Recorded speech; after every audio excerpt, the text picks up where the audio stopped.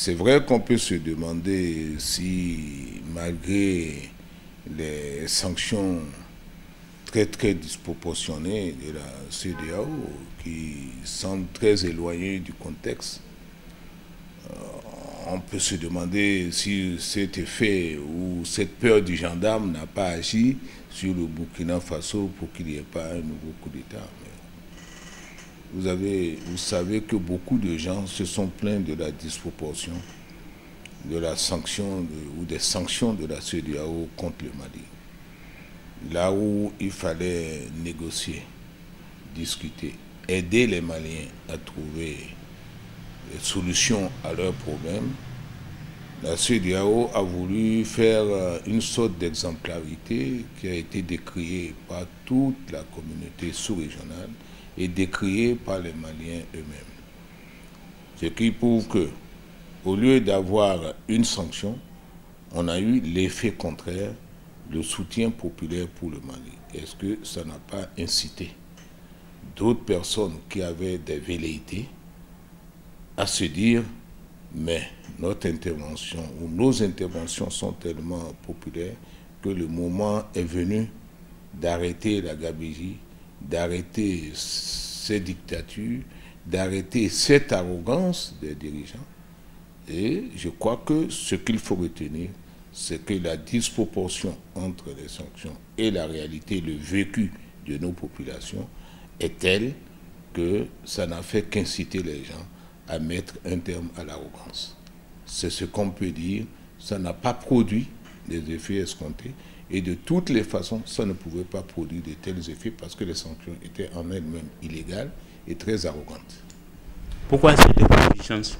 Oui, résurgence des coups d'État. Vous faites bien de poser cette question après le fameux discours de la Baule où on semble être revenu de loin, où les constitutions ont évolué, où des nouvelles formes de gouvernance ont émergé.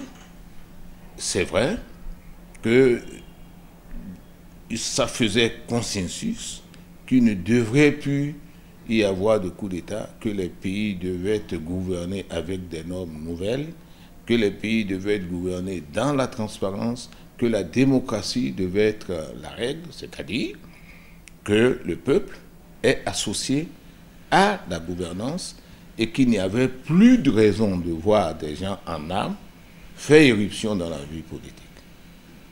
Et c'est vrai qu'une partie des militaires avait très peur de franchir le Rubicon en se disant nous allons nous mettre au banc de la communauté internationale.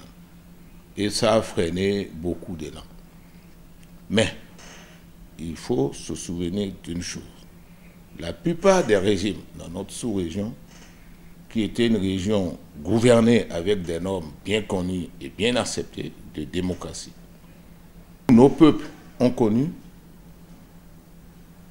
de nouveaux, appelons les choses par leur nom, de vrais dictateurs qui en imposent aux populations, qui ne les consultent pas et qui les excluent même du débat.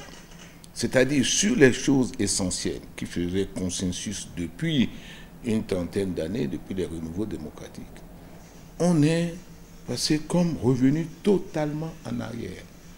Et les soldats eux-mêmes n'avaient pas le respect qu'ils méritent. Donc, beaucoup d'entre eux qui se retenaient et qui freinaient leur ardeur se sont dit, mais si l'on revient à des dictatures, ce qui avait produit les anciens coups d'État est en train de redonner des idées aux seuls qui ont les moyens d'arrêter la gabegie.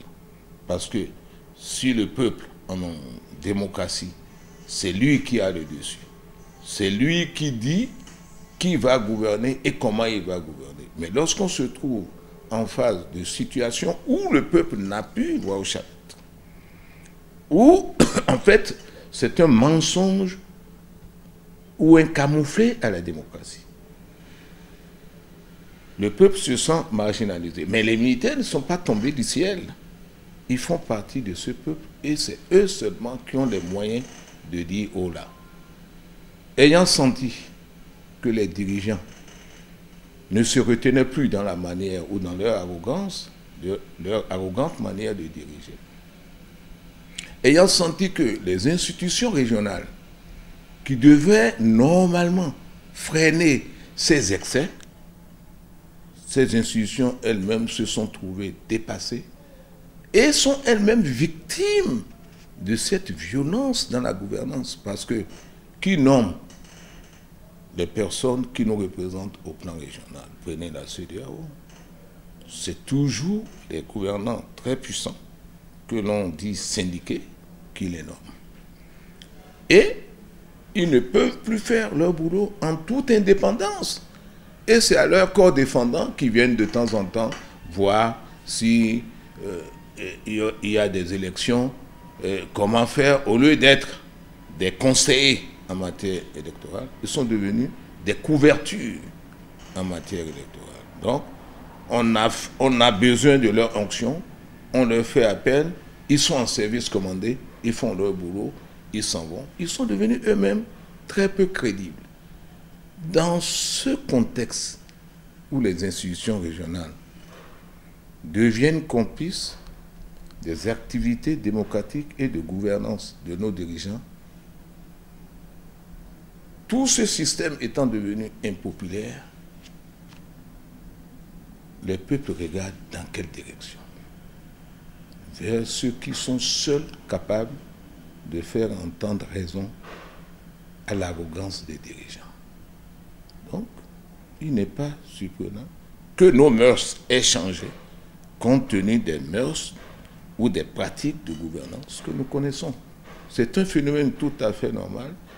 On ne pourra pas l'arrêter de sitôt, sauf à arrêter la manière de gouverner, sauf à réhabiliter les institutions régionales, à les écouter et à faire en sorte que ces institutions soient considérées comme crédibles par nos peuples.